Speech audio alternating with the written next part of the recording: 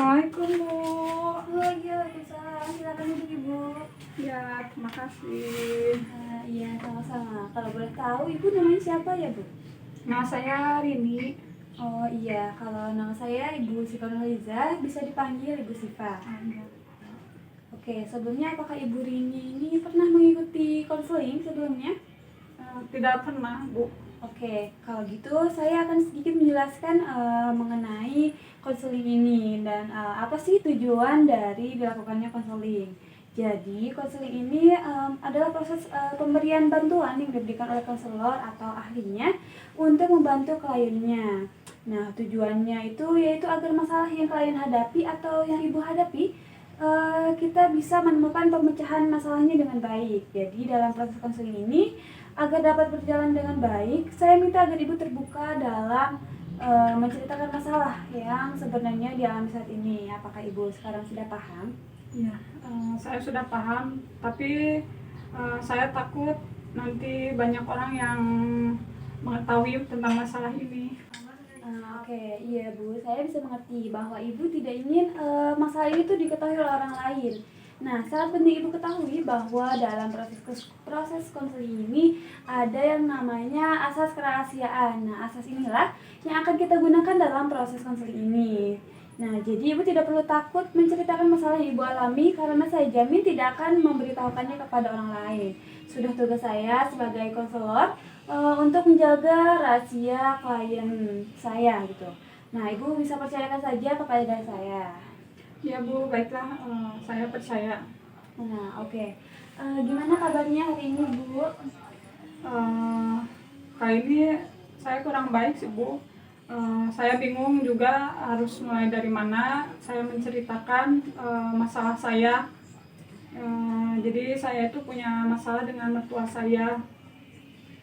Nah, beberapa hari yang lalu itu saya tadinya niatnya mau membersihkan dan mencuci bekas makan mertua saya dan anak saya. Namun mertua saya itu melarang saya karena dengan alasan takut gak bersih lah gitu, mencucinya gitu. Gitu ya, Bu. Iya. Terus waktu saya mau menggantikan anak saya sedang menyapu, kebetulan ada telepon, lalu saya mengangkat telepon tersebut. Nah, ketika itu mertua saya itu datang. Nah, jadilah mungkin terlihat seperti saya itu berleha-leha teleponan gitu ya, sedangkan anak saya menyapu gitu. Dan sepertinya mertua saya terlihat sedikit kesal seperti itu, dan saya pun bingung harus bagaimana. Iya, saya sangat memahami perasaan Ibu. Nah, terus ada masalah lain nggak, Bu? Ya, ada sih, Bu. Jadi saat itu anak saya pulang malam dan saya lupa untuk mengabari mertua saya. Nah, di situ mertua saya cemas lalu memarahi saya. Nah, di situ saya bingung harus kayak gimana gitu, Bu. Nah, oke. Jadi Ibu Rini selama ini selalu merasa bersalah ya? Iya. Nah, dengan apa yang Ibu dilakukan oleh Ibu Rini ini, pertama coba Ibu rubah dulu perasaan selalu merasa bersalah ini dengan pikiran positif. Kalau bisa dihilangkan, Bu, perasaan selalu merasa bersalahnya.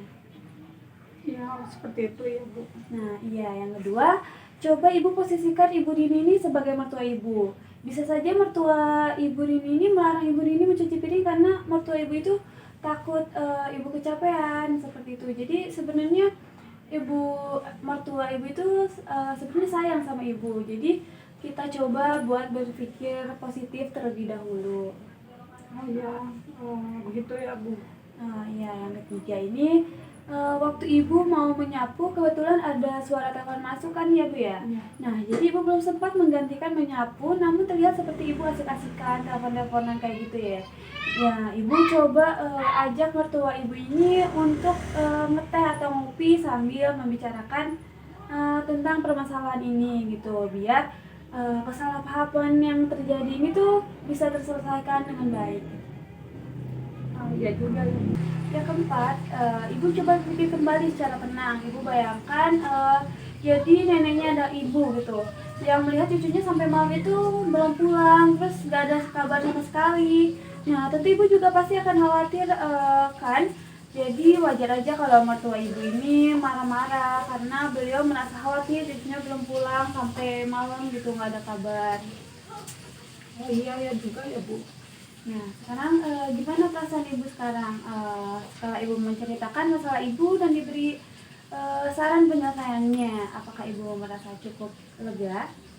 Ya Bu, saya merasa cukup lega bisa berkonsultasi dengan Ibu.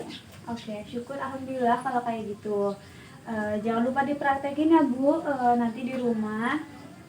Iya Bu, insya Allah nanti saya akan membuang pikiran negatif saya, dan saya pun tidak akan berpikir di satu sisi saja, dan saya pun harus bisa memposisikan saya sebagai mertua saya dan merasakan bagaimana perasaan mertua saya jika seperti itu.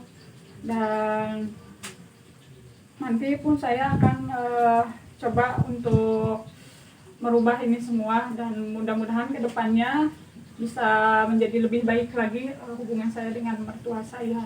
Oke, amin ya Bu. Intinya semua itu ada di ibu. Nah, ibu buang semua perasaan masalah ibu dan ibu tetap berpikir positif terus ya ibu ya. Nah, seperti yang ibu katakan tadi, itu pemikiran seperti itu sangat bagus ya Bu ya. Saya senang sekali mendengarnya. Terus kalau bisa ibu itu menerapkan berpikir positif itu ke siapapun gitu. Nggak hanya ke mertua ibu aja, jadi bisa ke suami, anak, tetangga, saudara, siapapun itu ya Bu ya, supaya ibu juga bisa ngerasa lebih nyaman gitu. Nah, semoga seterusnya hubungan ibu dengan mertua ibu bisa lebih baik, dan nanti kalau ada yang mau dikonsultasikan lagi, ibu bisa datang ke sini lagi ya Bu ya. Iya Bu, saya nanti kalau misalnya ada yang mau dikonsultasikan lagi, nanti saya insya Allah datang lagi kemari.